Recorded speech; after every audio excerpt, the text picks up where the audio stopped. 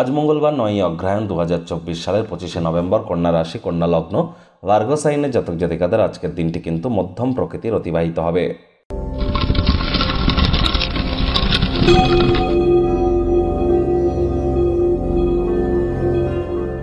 ভিডিওটির শুরুতে স্ক্রিনে আপনারা দেখতে পাচ্ছেন মহাদেবের রুদ্র গায়ত্রী মন্ত্র। ওম তৎপুরুষায় বিদ্মহে মহাদেবায় ধীমহি তন্ন রুদ্র প্রচোদয়াৎ। এটি আজ আপনারা 108 বার সকাল দুপুর সন্ধ্যা জপ করে দেবাদিদেব মহাদেবের কাছে নিজের মনস্কামনাকে জ্ঞাপন করুন। যদি শিবলিঙ্গ থেকে থাকে বাড়িতে বা আশপাশের কোনো শিব মন্দিরে গিয়ে শিবলিঙ্গে আপনারা আজ অভিষেক করান। নিজের রাশি অনুযায়ী তত্ত্ব দিয়ে অত্যন্ত উপকৃত হবেন, এ বিষয়ে কিন্তু কোনো সন্দেহের অবকাশ নেই। আর যারা দীর্ঘদিন ধরে মেন্টাল ডিপ্রেশন, মানসিক অবসাদের মধ্য দিয়ে যাচ্ছেন, আজকের দিনে কিন্তু আপনার মায়ের কাছ থেকে সিলভার বা রূপোর তৈরি কোনো জিনিস নিয়ে শরীরে পরিধান করুন এবং সে সময় চন্দ্রের বীজমন্ত্র জপ করুন। মানসিক শক্তি আপনারা পুনরায় ব্যাক পাবেন।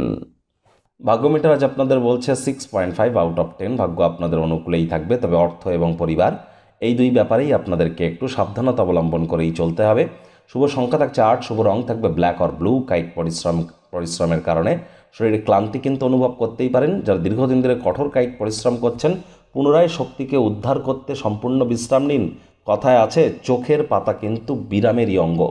অর্থগত ব্যাপারে ব্যয়বহুল একটি দিন, খরচ বাড়বে। নতুন উদ্যোগ পরিকল্পনার পাশাপাশি নতুন নির্মাণ কার্যকে আজ পিছিয়ে দিন। চাকরিজীবী যারা আছেন তাদের অফিসের পরিবেশ এক প্রকার ঠিকঠাক। বস কলিগদের সাথে ভাব ভালোবাসা বাড়বে, কর্মে গতি অনুভব করবেন।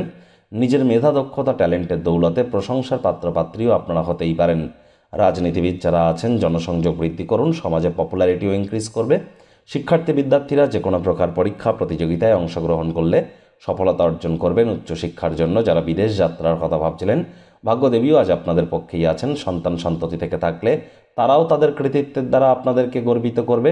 আপনি সমাজের প্রভাবশালী ব্যক্তিবর্গদের সাথে ঘোরাফেরা করার কারণে কর্মজীবনে বিরাট উন্নতি সাধন করতে চলেছেন। সেমিনার এক্সিবিশনে অংশগ্রহণ করলে নতুন জ্ঞান এবং যোগাযোগ সরবরাহ করতে পারবেন।